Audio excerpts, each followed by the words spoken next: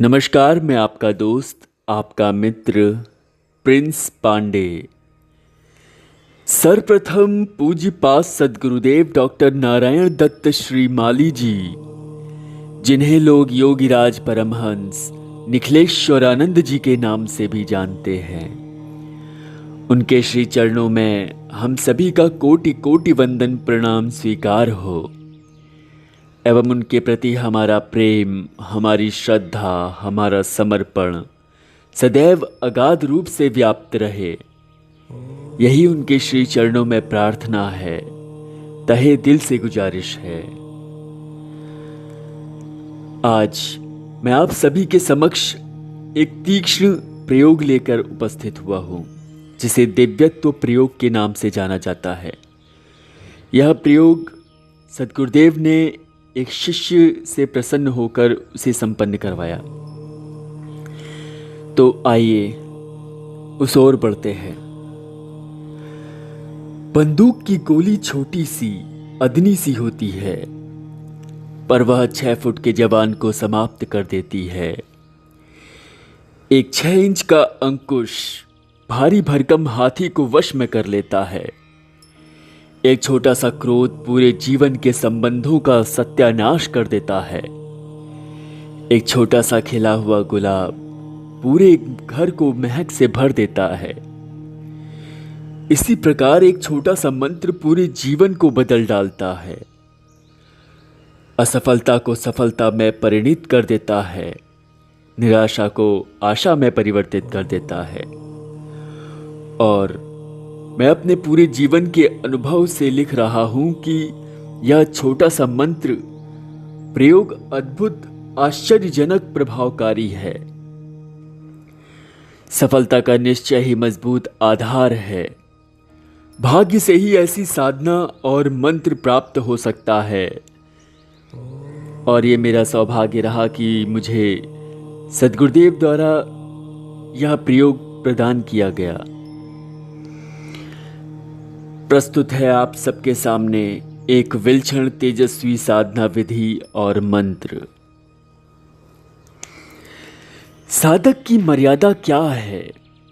साधक का साधना के प्रति दृष्टिकोण कैसा होना चाहिए? साधना का अर्थ क्या है?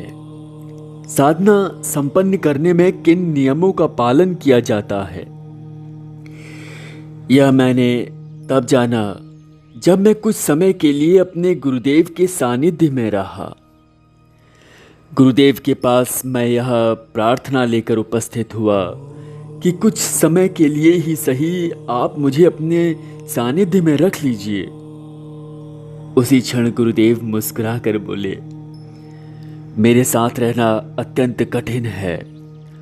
तुम्हारे जैसा गृहस्थ में रहने वाला व्यक्ति जिसे भौतिक सुख सुविधाओं की आदत है, मेरे साथ निभाना कठिन होगा, क्योंकि जब मैं शिष्य बनाता हूं तो फिर पूर्ण रूप से उसे शिष्य धर्म का पालन करना होता है। और फिर शिष्यत्व का अर्थ तो कांटों के मार्ग पर चलने जितना कष्टप्रद होता है, जिसमें कहीं आलोचना है तो कहीं अहम की टूटन है, स्थान स्थान पर अवरोध हैं।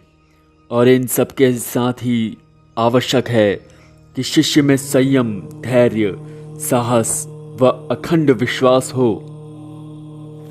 मैं तो अपनी ही धुन में था। इन सरल से प्रतीत होते वाले शब्दों का अर्थ मैं समझ नहीं सका था। मेरी व्यग्रता और आतुरता को भांपकर कुछ समय के लिए गुरुदेव ने मुझे अपने पास रहने की आज्ञा प्रदान कर दी। मैं अत्यंत आह्लादित हो गया कि अब तो नित्य प्रति गुरुदेव का सानिध्य प्राप्त होगा और मैं उनसे पूछकर साधनाएं करूंगा तथा शेष समय उनकी सेवा कार्य में व्यतीत करूंगा। 2-3 दिन तक तो उत्साही व्यक्ति की भांति साधना करता रहा और शेष समय में आश्रम के अन्य कार्य करता रहा। तीसरे दिन गुरुदेव ने मुझे बुलाया और आज्ञा दी कि आज से तुम यहां पर रहने वाले सभी शिष्यों के लिए भोजन की व्यवस्था करोगे। गुरुदेव की आज्ञा एवं मुझ में सेवा करने का जुनून, मैं उसी क्षण से रसोई में हाथ बटाने लगा। कुछ समय बाद मैं अकेले ही रसोई संभालने लगा। उसके बाद तो जैसे मेरी परीक्षा आरंभ हो गई। रोज कोई ना कोई मेरे भोजन में नुक्स निकालने लगा। मेरे द्वारा बनाए भोजन पर हास्य करने लगते, या कभी कोई आकर मुझसे शिकायत करता कि तुमने मेरे लिए भोजन क्यों नहीं रखा। तो कभी कोई इस बात पर आपत्ति करता कि तुम जानबूझकर अन्य लोगों की पसंद की सामग्री बनाते हो। कई बार मुझे मेरे कार्य में तनिक सी ढील होने पर लताड़ा जाता, जबकि उन कार्यों में मेरी कोई गलती नहीं होती। इन दिनों में गुरुदेव से भी मिलना संभव नहीं हो पाता था। कई बार मैंने प्रयत्न भी किया तो गुरुदेव ने मिलने से मना कर दिया। रसोई में कार्य करने के कारण मेरी स्वयं की साधना बिल्कुल समाप्त हो गई थी। प्रातः 4 बजे से उठकर रात्रि 11 बजे तक अथक परिश्रम के बाद ही अवकाश मिल पाता, जिसमें मैं अपने स्वयं के कपड़े धोता और अपनी अन्य आवश्यकताओं को पूरा करता। कुछ समय पश्चात मुझे अपने कार्य के प्रति झुंझुलाहट उत्पन्न हो गई। बात बात में मुझे क्रोध आने लगा। गुरुदेव के प्रति भी मेरे मन में कभी कभी आक्रोश आ जाता। एक दिन मैं अपना कार्य समाप्त कर अकेले बैठा विचार करने लगा। गुरुदेव के पास रहकर उनकी सेवा करने की इच्छा करना क्या मेरा गलत निर्णय था? फिर गुरुदेव के प्रति मन में आक्रोश आने पर वेदना भी हुई। सारी रात्रि आंखों में ही व्यतीत हो गई। ब्रह्म मुहूर्त होने को आया तो मुझे उनका वह वाक्य स्मृत हो आया जो उन्होंने मेरी इच्छा को सुनकर कहा था। शिष्यत्व को कांटों पर चलने का मार्ग है, फूलों का नहीं। इस पथ पर अग्रसर होने के लिए संयम, धैर्य, साहस और अखंड विश्वास की अत्यंत आवश्यकता है। यह वाक्य स्मरण होते ही मैं कुछ संकल्प लेकर पुनः अपने कार्य में लग गया। उसी दिन से मैं क्रोध छोड़कर विनम्र बनकर कार्य करने लगा। अब मुझे कोई भी व्यक्ति कुछ कहता तो मैं अत्यंत विनम्रता से उसकी बात सुनता और उसका हल ढूंढने का प्रयत्न करता। प्रारंभ में तो सभी गुरु भाइयों को आश्चर्य हुआ कि मेरे व्यवहार में यह परिवर्तन किस प्रकार से आया है। फिर कुछ दिनों पश्चात जो मुझसे अनचाही टसल किया करते थे वे सभी मेरे सहयोगी बन गए और मेरा ध्यान रखने लगे। जब मेरे व्यवहार में स्थिरता आ गई तो कुछ समय पश्चात गुरुदेव ने मुझे स्वयं बुलाया और कहा, तुम इस परीक्षा में सफल हुए, अब तो रसोई के कार्य को छोड़ दो। इसके पश्चात उन्होंने मुझे एक अन्य कार्य सौंप दिया जिसमें मुझे अति सावधानी की आवश्यकता थी। उस कार्य को भी मैंने सफलतापूर्वक संपन्न कर लिया था। उसके बाद गुरुदेव ने अत्यंत प्रसन्नता के साथ कहा, तुमने इतने दिनों तक जिस निष्ठा, धैर्य, संयम से यहां कार्य किया है यह तुम्हारे जीवन का सौभाग्य ही है। जब शिष्य नमन भाव से गुरु सेवा करता है तो उसके पुण्यों का फल उसे अवश्य प्राप्त होता है। उसका यह पुण्य उसे करोड़ों वर्षों की तपस्या के फलस्वरूप भी नहीं मिल सकता। अब मेरी आज्ञा है कि तुम गृहस्थ धर्म का पूर्ण पालन करो। थोड़ी देर मौन रहने के उपरांत गुरुदेव अपनी चिर परिचित मुस्कुराहट के साथ बोले, जाओ स्नान कर स्वच्छ वस्त्र धारण कर मेरे पास आओ, मुझे तुमसे कुछ बात करनी है। स्नान करने के बाद जब मैं पुनः गुरुदेव के पास पहुंचा तो गुरुदेव ने मेरे आते ही मुझे अपने साथ चलने को कहा। मैं गुरुदेव के साथ उनके साधना कक्ष में पहुंचा। वहां पर पहले से ही पूजन की तैयारी हो चुकी थी। एक आसन पर गुरुदेव बैठ गए और मुझे एक और बैठने को कहा। फिर गुरुदेव ने कुछ मंत्रोच्चारण किए और उसके पश्चात वहां पर स्थापित एक विशेष तरह के यंत्र का मुझसे पूजन कराया और फिर मुझे एक विशिष्ट मंत्र प्रदान किया तथा उसका जप करने को कहा। मंत्र जप के पश्चात मैं वहीं कुछ समय के लिए ध्यानस्थ हो गया। ध्यान जब समाप्त हुआ तो मैं एक नई ऊर्जा के साथ मंथर गति से साधना कक्ष से बाहर निकला। मैं कुछ देर के लिए जाकर अपने कक्ष में सो गया। उसके बाद जब मैं कुछ व्यवस्थित हुआ तो अपने अनुभव के बारे में सोचने लगा।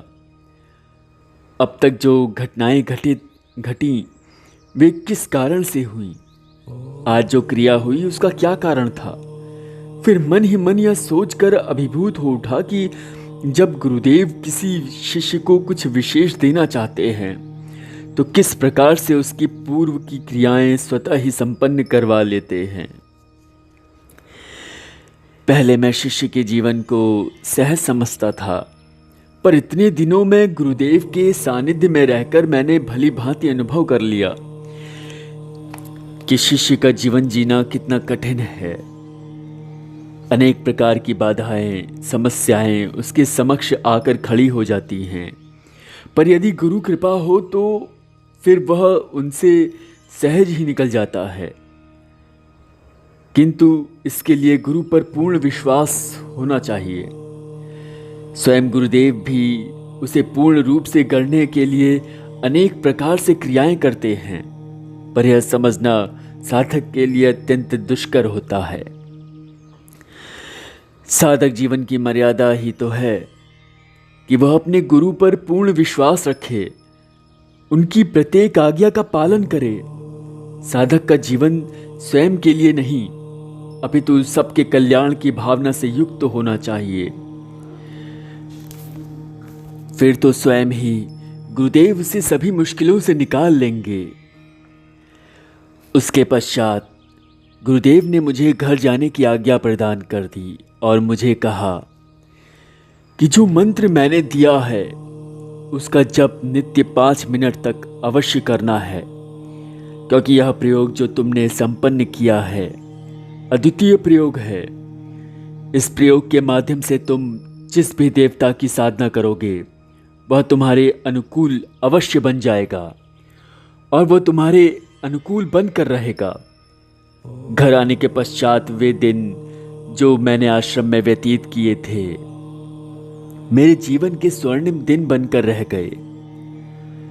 उसी दिव्यत्व प्रयोग को सर्वार्थ कल्याण हेतु ही मैं इस पत्रिका के माध्यम से और गुरुदेव गुरु आज्ञा से आप सब तक पहुंचा रहा हूं, जिससे कि आप भी अपने जीवन की प्रत्येक इच्छा को पूर्ण कर सके।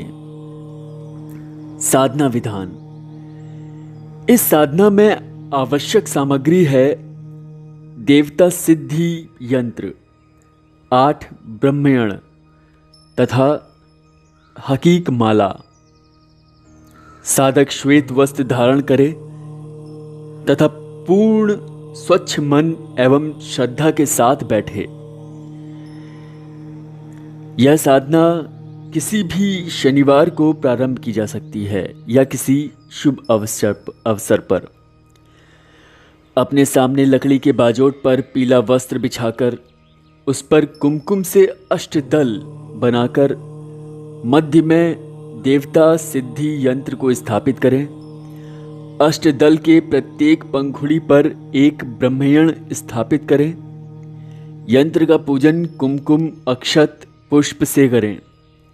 किसी विशेष देवता को अनुकूल करना है तो उसका प्रतिबिंब मानस में लाकर ध्यान करें। या समस्त देवताओं की अनुकूलता प्राप्त करना चाहते हैं तो हाथ में पुष्प लेकर निम्न ध्यान करें। ध्यान। नमः स्वात्म रूपम तम सर्व सौभाग्यदायिनम जन्म मृत्यु जरा व्याधिम हारिणे गुरुवे नमः। इसके बाद गुरु पूजन करें तथा एक माला गुरु मंत्र जप के पश्चात निम्न मंत्र का जप हकीक माला से 21 माला करें। ओम ह्रीं चूं श्रीं देवान रंजनाय सिद्ध्ये ओम फट। अगले दिन समस्त सामग्री को नदी में या तालाब में प्रवाहित कर दें। यदि इस प्रकार की सुविधा नहीं है तो किसी भी शिव मंदिर में सामग्री चढ़ा दें। सामग्री आप सिद्धाश्रम से, आश्रम से ले सकते हैं। यह प्रयोग शीघ्र सफलतादायक है। इस प्रयोग को संपन्न कर प्रत्येक साधक अपने जीवन की प्रत्येक इच्छित मनोकामना को पूर्ण कर सकता है। जय निखिलेश्वर।